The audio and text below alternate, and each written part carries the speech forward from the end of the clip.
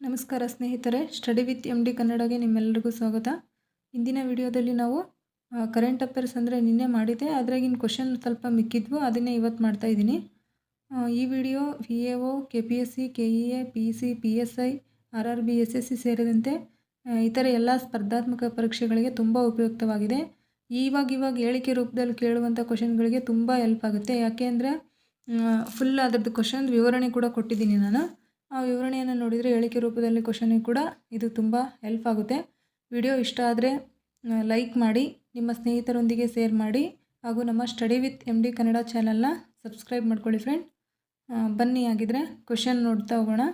ಇದು ಭಾಳ ಟೈಮ್ ಇಲ್ಲ, 17 ನಿಮಿಷದಷ್ಟೇ ಇದೆ. ಇದು ನಿನ್ನೆ ವಿಡಿಯೋ ಮಾಡಿದ್ದಿಲ್ಲ, ಅದರಲ್ಲಿ ಮಿಕ್ಕಿದ ಕ್ವಶನ್ಗಳನ್ನ ಇವತ್ತೊಂದು ವಿಡಿಯೋ ಮಾಡಿದ್ದೀನಿ. ಬನ್ನಿ ಮೊದಲನೇ ಕ್ವಶನನ್ನು ನೋಡ್ತಾ ಹೋಗೋಣ. ನಹರ್ಗಢ್ ವನ್ಯಜೀವಿ ಸಂರಕ್ಷಿತ ಪ್ರದೇಶ ಯಾವ ರಾಜ್ಯದಲ್ಲಿದೆ ಅಂತ ಕೇಳಿದ್ದಾರೆ. ಇದಕ್ಕೆ option A Rajasthan, B Gujarat, C Madhya Pradesh. ಇದಕ್ಕೆ ಸರಿಯಾದ ಉತ್ತರ ಆಪ್ಷನ್ ಎ ರಾಜಸ್ಥಾನ್. ನಹರ್ಗಢ್ ವನ್ಯಜೀವಿ ಸಂರಕ್ಷಿತ ಪ್ರದೇಶದ ಬಳಿಯ ಅನುಮತಿಯ ಕುರಿತು ರಾಷ್ಟ್ರೀಯ ವನ್ಯಜೀವಿ ಮಂಡಳಿಯ ನಿರ್ಧಾರವನ್ನು ರಾಜಸ್ಥಾನ ಹೈಕೋರ್ಟ್ ತಿರಸ್ಕರಿಸಿದೆ. ಈ ಸಂರಕ್ಷಿತ ಪ್ರದೇಶವು ರಾಜಸ್ಥಾನದ ಜೈಪುರ ಸಮೀಪದ ಅರಾವಳಿ ಪರ್ವತ ಶ್ರೇಣಿಯಲ್ಲಿ ಸ್ಥಿತವಾಗಿದೆ. 18ನೇ ಶತಮಾನದಲ್ಲಿ ಸವಾಯಿ ಜೈಸಿಂಗ್ II ನಿರ್ಮಿಸಿದ ಐತಿಹಾಸಿಕ ನಹರ್ಗಢ್ ಕೋಟೆಯ ಹೆಸರಿನಲ್ಲಿ ಇದನ್ನು ಕರೆಯಲಾಗುತ್ತದೆ. ಈ ಪ್ರದೇಶಕ್ಕೆ ರಣತಂಬೂರ್ ಹುಲಿ ಅಭಯಾರಣ್ಯ ಮುಂತಾದ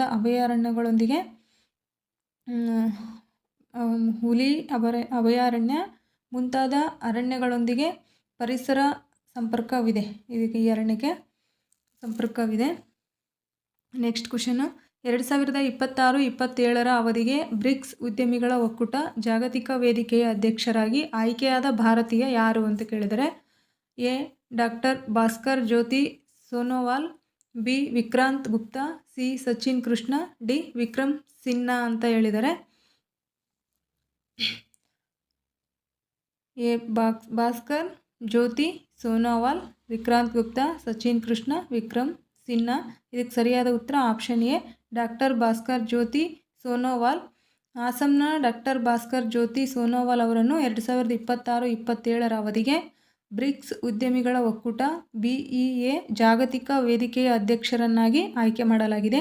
ಇದು ಬ್ರಿಕ್ಸ್ ಪ್ಲಸ್ ಆರ್ಥಿಕ ಚೌಕಟ್ಟಿನಲ್ಲಿ ಭಾರತದ ಪಾತ್ರವನ್ನು ಬಲಪಡಿಸುವ ಮಹತ್ವದ ಹೆಜ್ಜೆಯಾಗಿದೆ. ಅವರು ಪ್ರಸ್ತುತ BEA ಇಂಡಿಯಾ CEO ಮತ್ತು ಕಾರ್ಯನಿರ್ವಾಹಕ ನಿರ್ದೇಶಕರಾಗಿ ಕಾರ್ಯನಿರ್ವಹಿಸುತ್ತಿದ್ದಾರೆ. ಭಾರತವು 2026 ನವೆಂಬರ್ನಲ್ಲಿ BEA ಜಾಗತಿಕ ಶೃಂಗಸಭೆ ಆಯೋಜಿಸಲು ಸಿದ್ಧತೆ ನಡೆಸುತ್ತಿರುವ ಸಂದರ್ಭದಲ್ಲಿ ಈ ನೇಮಕಾತಿ ನಡೆದಿದೆ. ಈ ನೇಮಕಾತಿಯು ಗಡಿಯಾಚೆ ವ್ಯಾಪಾರ, ಜಾಗತಿಕ ಪಾಲುದಾರಿಕೆಗಳು ಮತ್ತು MSME ಅವಕಾಶಗಳನ್ನು ವೃದ್ಧಿಸುವ ಗುರಿಯಿದೆ.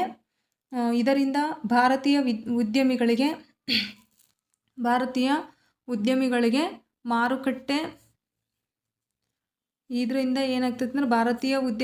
ಮಾರುಕಟ್ಟೆ ಪ್ರವೇಶ ಹೆಚ್ಚಾಗಿ ಸಮಾವೇಶಿತ ಜಾಗತಿಕ ವ್ಯಾಪಾರ ಉತ್ತೇಜನಗೊಳ್ಳಲಿದೆ ಎಂದು ನಿರೀಕ್ಷಿಸಲಾಗಿದೆ.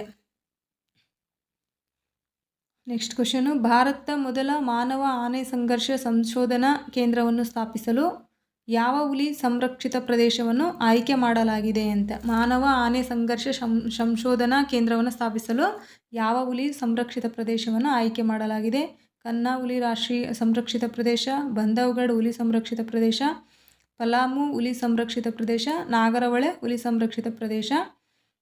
ಇದಕ್ಕೆ ಸರಿಯಾದ ಉತ್ತರ ಆಪ್ಷನ್ ಸಿ ಪಲಾಮು ಹುಲಿ ಸಂರಕ್ಷಿತ ಪ್ರದೇಶ.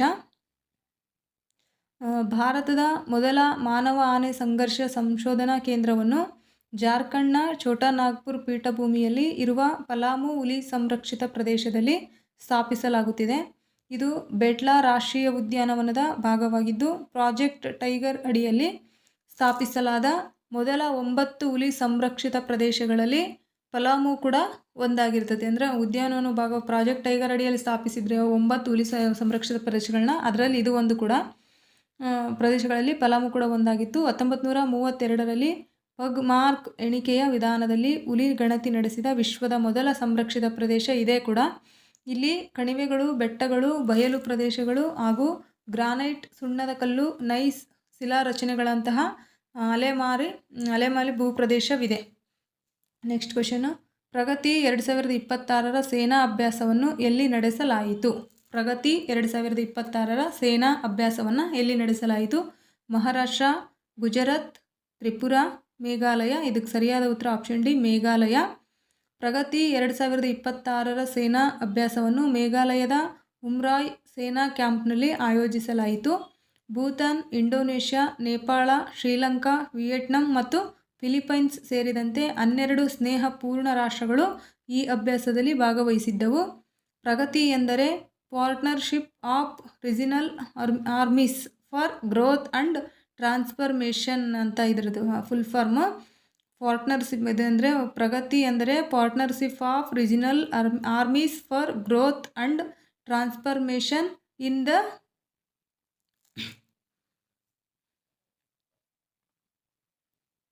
Partnership of regional armies for growth and transformation in the ಇದು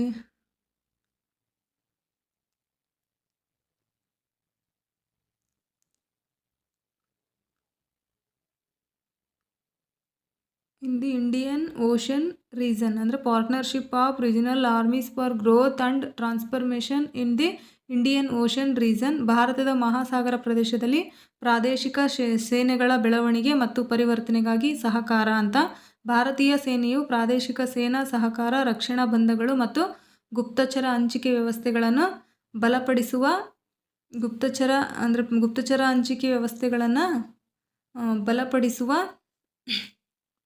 ಉದ್ದೇಶದಿಂದ ಈ ಅಭ್ಯಾಸವನ್ನು ನಡೆಸಿತು. 2 ವಾರಗಳ ಈ ಅಭ್ಯಾಸವು ಆರ್ದ್ರ ಪರ್ವತ ಮತ್ತು ಕಾಡು ಪ್ರದೇಶಗಳಲ್ಲಿ ಭಯೋತ್ಪಾದನಾ ವಿರೋಧಿ ಕಾರ್ಯಾಚರಣೆಗಳ ಮೇಲೆ ಕೇಂದ್ರೀಕರಿಸಿತು.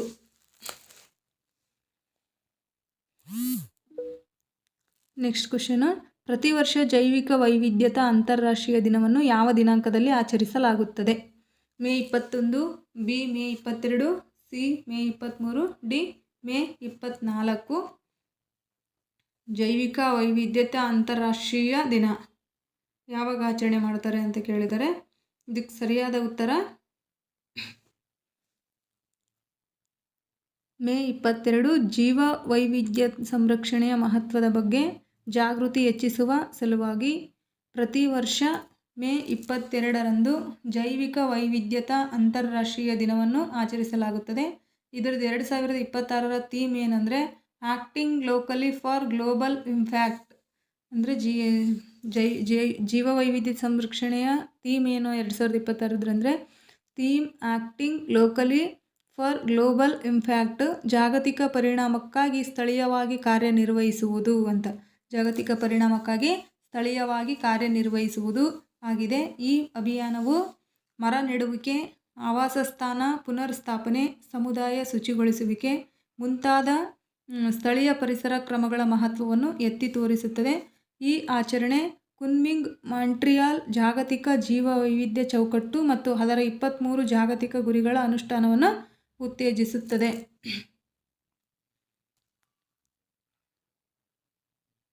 ಈ ಥೀಮ್ ಪ್ರಕಾರ ಜೀವವೈವಿಧ್ಯ ಸಂರಕ್ಷಣೆಗೆ ಸರ್ಕಾರಗಳು, ಸ್ಥಳೀಯ ಸಮುದಾಯಗಳು, ಮೂಲವಾಸಿ ಗುಂಪುಗಳು, ಉದ್ಯಮಗಳು ಮತ್ತು ನಾಗರಿಕರೆಲ್ಲರ ಸಹಭಾಗಿತ್ವ ಅಗತ್ಯವಾಗಿದೆ.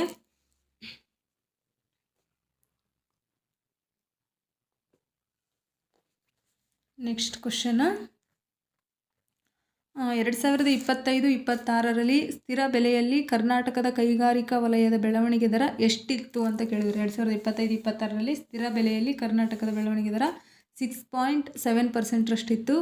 ರಾಜ್ಯದ ಆರ್ಥಿಕ ಸಮೀಕ್ಷೆಯ ಪ್ರಕಾರ ಕರ್ನಾಟಕದ ಕೈಗಾರಿಕಾ ವಲಯವು 2025-26ರಲ್ಲಿ ಸ್ಥಿರ ಬೆಲೆಯಲ್ಲಿ 6.7%ರಷ್ಟು ಬೆಳವಣಿಗೆ ಕಂಡಿದೆ. ಬೆಳವಣಿಗೆಯ ದರವು 2024-25ರಲ್ಲಿ 4.1% ರಿಂದ 19.36%ಕ್ಕೆ ಸ್ವಲ್ಪ ಕಡಿಮೆಯಾಗಿದೆ. ಈ ವಲಯದ GSDP ಪಾಲು 19.82% ರಿಂದ 19.36%ಕ್ಕೆ ಸ್ವಲ್ಪ ಕಡಿಮೆಯಾಗಿದೆ. ಒಟ್ಟಾರೆ GSDP ಸ್ಥಿರ ಬೆಲೆಯಲ್ಲಿ 8.1% ಏರಿಕೆಯಾಗಿ 17.23 ಲಕ್ಷ. GSDP ಸ್ಥಿರ ಬೆಲೆಯಲ್ಲಿ 8.1% ಏರಿಕೆಯಾಗಿದೆ ಅಂತ 17.23 ಲಕ್ಷ 17.23 ಲಕ್ಷ ಕೋಟಿ ರುಗಳಿಗೆ ತಲುಪಿದ ಕರ್ನಾಟಕದ GSDP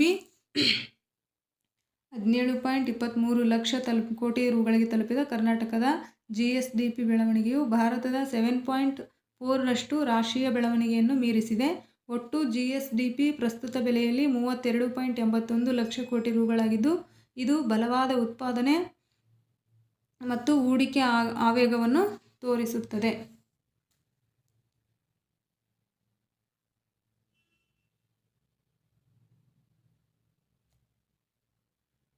ನೆಕ್ಸ್ಟು 2025ರಿಂದ 30ರ IT ನೀತಿಯ ಪ್ರಕಾರ ಕರ್ನಾಟಕದ IT ರಫ್ತಿನ ಶೇಕಡಾವಾರು ಪ್ರಮಾಣ ಎಷ್ಟು? 2025ರಿಂದ 30ರ IT ನೀತಿಯ ಪ್ರಕಾರ ಕರ್ನಾಟಕದ IT ರಫ್ತಿನ ಶೇಕಡಾವಾರು ಪ್ರಮಾಣ ಎಷ್ಟು? 35.2%, 50.1%, 43.4%, 60.5% ಅಂತ ಕೇಳಿದ್ದಾರೆ. ಇದಕ್ಕೆ ಸರಿಯಾದ ಉತ್ತರ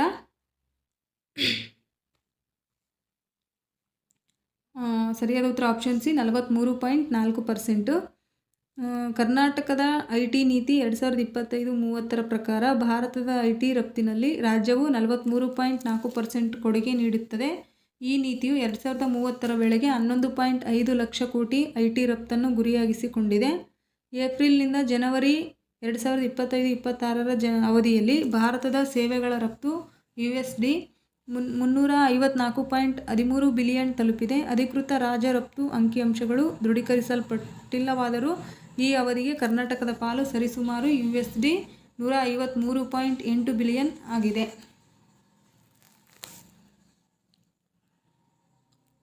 ನೆಕ್ಸ್ಟ್ ಕ್ವಶನ್,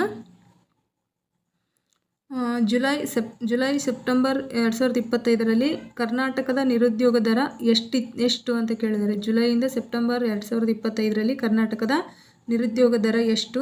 5.2%, 2.8%, 3.3%, 8.1% ಅಂತ ಕೇಳಿದರೆ ಇದಕ್ಕೆ ಸರಿಯಾದ ಉತ್ತರ ಆಪ್ಷನ್ ಬಿ 2.8%. ಜುಲೈಯಿಂದ ಸೆಪ್ಟೆಂಬರ್ 2025ರ PLFS ಪ್ರಕಾರ ಕರ್ನಾಟಕದ ನಿರುದ್ಯೋಗ ದರ 2.8%. ಆ ಅವಧಿಯಲ್ಲಿ ರಾಷ್ಟ್ರೀಯ ನಿರುದ್ಯೋಗ ದರ 5.2%, ಗ್ರಾಮೀಣ ಕರ್ನಾಟಕವು 2.5% ಮತ್ತು ನಗರ ಪ್ರದೇಶಗಳಲ್ಲಿ 3.3% ದಾಖಲಾಗಿದೆ. ಕರ್ನಾಟಕದ ದರವು ಭಾರತೀಯ ರಾಜ್ಯಗಳಲ್ಲಿ ಎರಡನೇ ಅತ್ಯಂತ ಕಡಿಮೆ ಆವರ್ತಕ ಕಾರ್ಮಿಕ ಬಲ ಸಮೀಕ್ಷೆ. ಅಂದರೆ ಕರ್ನಾಟಕ ರಾಜ್ಯ ಭಾರತೀಯ ರಾಜ್ಯಗಳಲ್ಲೇ ಎರಡನೇ ಅತ್ಯಂತ ಕಡಿಮೆ ಆವರ್ತಕ ಕಾರ್ಮಿಕ ಬಲ ಸಮೀಕ್ಷೆ PLFS ಅನ್ನು ಅಂಕಿಅಂಶ ಮತ್ತು ಕಾರ್ಯಕ್ರಮ ಅನುಷ್ಠಾನ ಸಚಿವಾಲಯ MoSPI ನಡೆಸುತ್ತದೆ. 2025 ಅಥವಾ 26ರ ನಂತರದ ಯಾವುದೇ ರಾಜ್ಯ ಮಟ್ಟದ ಡೇಟಾವನ್ನು PLFSನಿಂದ ನವೀಕರಿಸಲಾಗಿಲ್ಲ. 2025 ಅಥವಾ 26ರ ನಂತರದ್ದು ಯಾವ ರಾಜ್ಯ ಮಟ್ಟದ ಡೇಟಾವನ್ನು PLFSನಿಂದ ನವೀಕರಿಸಲಾಗಿಲ್ಲ. ನೆಕ್ಸ್ಟ್ ಕ್ವಶನ್ನು, ಕರ್ನಾಟಕದ ಬಜೆಟ್ 2026-27ರಲ್ಲಿ ಪಿಂಚಣಿ ಹಂಚಿಕೆ ಎಷ್ಟು ಅಂತ ಕೇಳಿದರೆ. ಎ 37,684 ಕೋಟಿ, ಬಿ 47,948 ಕೋಟಿ, ಸಿ 90,557 ಕೋಟಿ, ಡಿ 41,136 ಕೋಟಿ ಅಂತ ಹೇಳಿದರೆ ಕರ್ನಾಟಕದ ಬಜೆಟ್ 2026-27ರಲ್ಲಿ ಪಿಂಚಣಿ ಹಂಚಿಕೆ ಕೇಳಿದ್ದಾರೆ. ಇಲ್ಲಿ ಪಿಂಚಣಿ ಹಂಚಿಕೆ ಕೇಳಿದರೆ ಇದಕ್ಕೆ ಸರಿಯಾದ ಉತ್ತರ ಎಷ್ಟು ಏನಂದರೆ ಆಪ್ಷನ್ ಡಿ 41,136 ಕೋಟಿ ರು. ಕರ್ನಾಟಕದ ಬಜೆಟ್ 2026-27ರಲ್ಲಿ ಸಾಮಾಜಿಕ ಭದ್ರತಾ ಪಿಂಚಣಿಗಳು ಸೇರಿದಂತೆ ಪಿಂಚಣಿಗಳಿಗಾಗಿ ರು 41,136 ಕೋಟಿಗಳನ್ನು ನಿಗದಿಪಡಿಸಲಾಗಿದೆ. ಇದು 2025-26ರ ಪರಿಷ್ಕೃತ ಅಂದಾಜಿನ ರು 37,684 ಕೋಟಿಗಿಂತ 9% ಹೆಚ್ಚಳವನ್ನು ಪ್ರತಿನಿಧಿಸುತ್ತದೆ. ಬಜೆಟ್ನಲ್ಲಿ ಬದ್ಧವಾಗಿರುವ ವೆಚ್ಚ ವರ್ಗವು ಒಟ್ಟು ರು 1,85,025 ಕೋಟಿಗಳಾಗಿದ್ದು, ಇದರಲ್ಲಿ ಸಂಬಳ ರು 90,557 ಕೋಟಿ ಮತ್ತು ಬಡ್ಡಿ ಪಾವತಿಗಳು ರು 53,332 ಕೋಟಿ ಸೇರಿವೆ. 2026-27ರಲ್ಲಿ ಕರ್ನಾಟಕದ ಒಟ್ಟು ಬಜೆಟ್ ವೆಚ್ಚ ರು 4,48,004 ಕೋಟಿಗಳಷ್ಟಿದೆ. 2026-27ರ ಬಜೆಟ್ ಎಷ್ಟು ಕರ್ನಾಟಕದ ಅಂದರೆ 4,48,004 ಕೋಟಿಗಳಷ್ಟಿದೆ.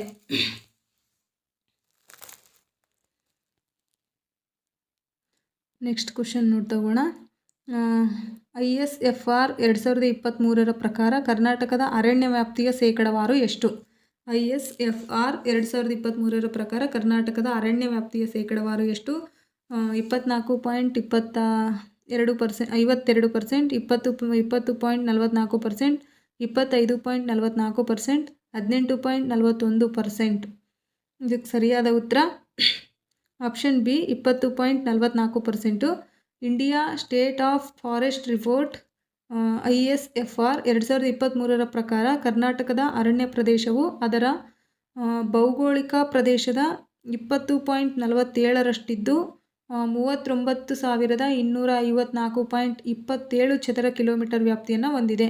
ಇದು ನಮಗೆ ಇಂಪಾರ್ಟೆಂಟು. ಕರ್ನಾಟಕದ VA ಎಕ್ಸಾಮ್ ಈಗ ನೆಕ್ಸ್ಟ್ ಯಾವ ಎಕ್ಸಾಮ್ ನಡೀತಾವಲ್ಲ ಅದಕ್ಕೆ 39,254.27 ಚದರ ಕಿಲೋಮೀಟರ್ ವ್ಯಾಪ್ತಿಯನ್ನು ಹೊಂದಿದೆ.